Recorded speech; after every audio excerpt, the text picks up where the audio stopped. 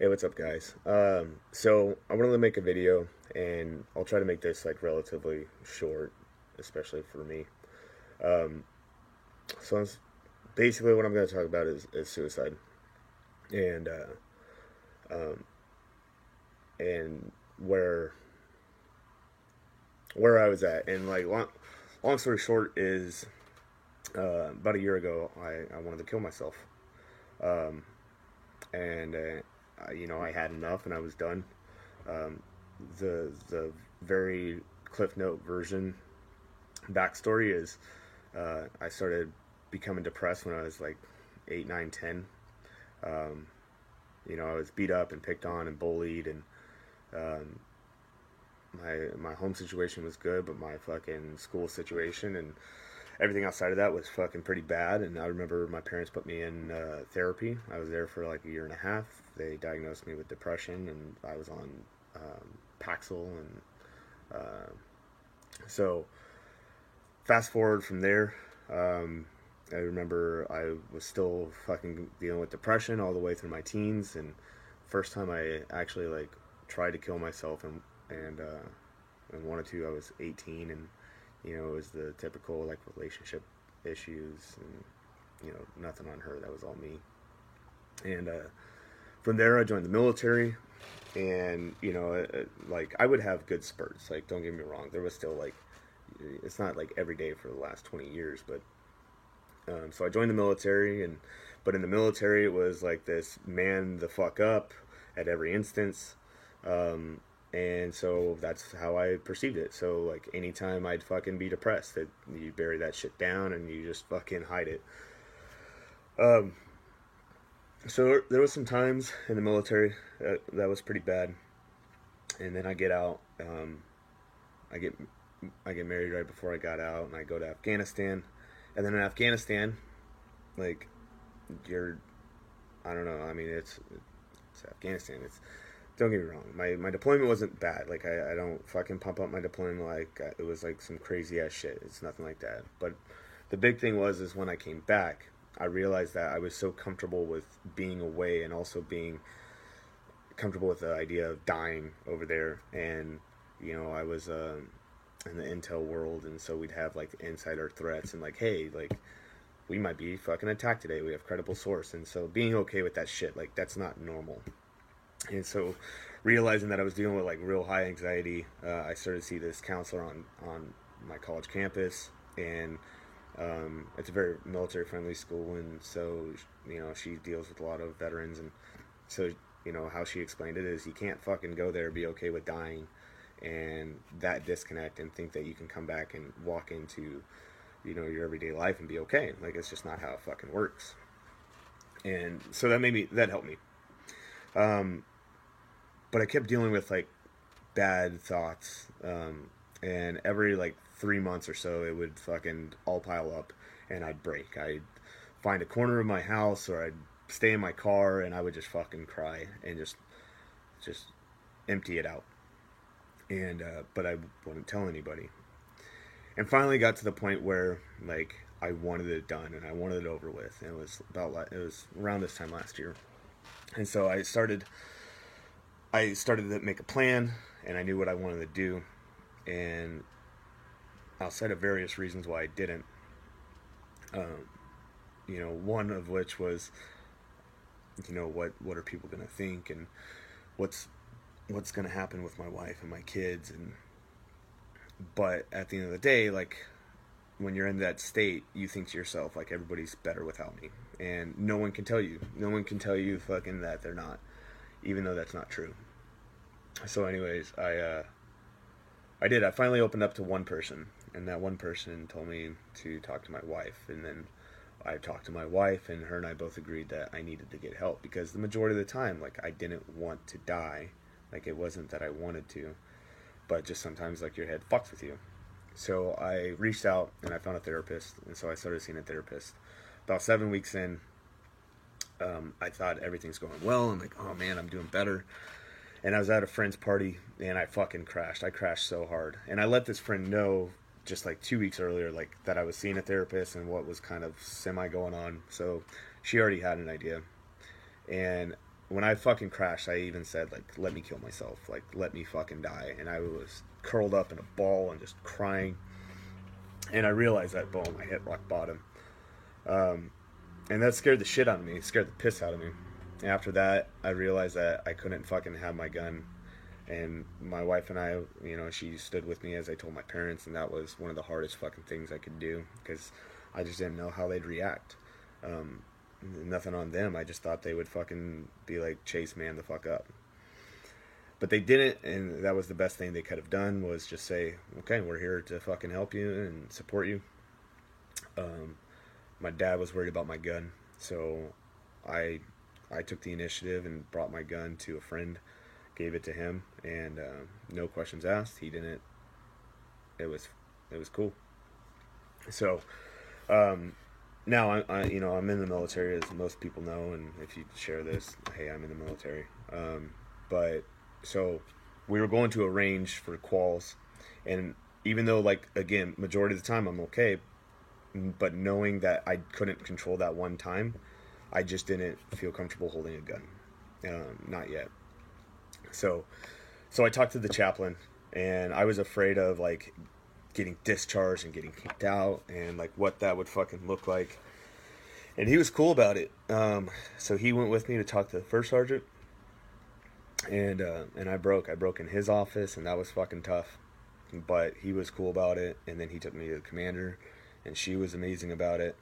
And, you know, they were like, we'll keep this quiet, like, nobody has to know. And they were like, you know, you've already did all the steps, you've sought out help already, like, you're seeking help, you're doing everything you're supposed to. And so they were fucking awesome about it. They were like, you know, okay, well, we'll put you on a temporary profile, and that was it. So the military was amazing with responding to it. And that surprised me. So, like, you know, one reason why I wanted to make this video is as being in the military and a veteran, and, you know, I'm an NCO. Like, if you have a soldier that's dealing with this shit, like, let them know. Like, fucking take care of them. You know, take them to the chain of command, and, you know, let the military do its work. Like, I was afraid of repercussions, and it never happened. And, you know, we had a suicide prevention class with this new program for the Guard that's starting up. And they were talking about, like, how it works. And, you know, I saw people kind of, like, laughing and joking during this class. And, you know, it fucking hit me. It hit me so hard. But, like, saying how they're supposed to react and stuff, it's true. Like, they're fucking cool about it. So that's if you're in the military or a veteran, like, don't be afraid to fucking talk to somebody. So I've been seeing a therapist for about 10 months now. And, you know, I'm super happy to say that, like, a few months ago, I was finally released from profile, that I'm not in danger of hurting myself. And I'm not. So the two biggest things that I wanted to talk about in this video, outside of, like, you know, the obvious, but things that helped me, was, one, make a network. Put people in your life that are there to help you, are there to support you. If someone comes up to you and fucking mentions it or says it, and just say, okay, well, whatever you need, like, I'm here for you, and be there for them. You know, don't fucking tell somebody, like, oh, you're a fucking coward or a pussy because you're dealing with shit. Like, that is the worst thing you can fucking say to somebody. So don't do that.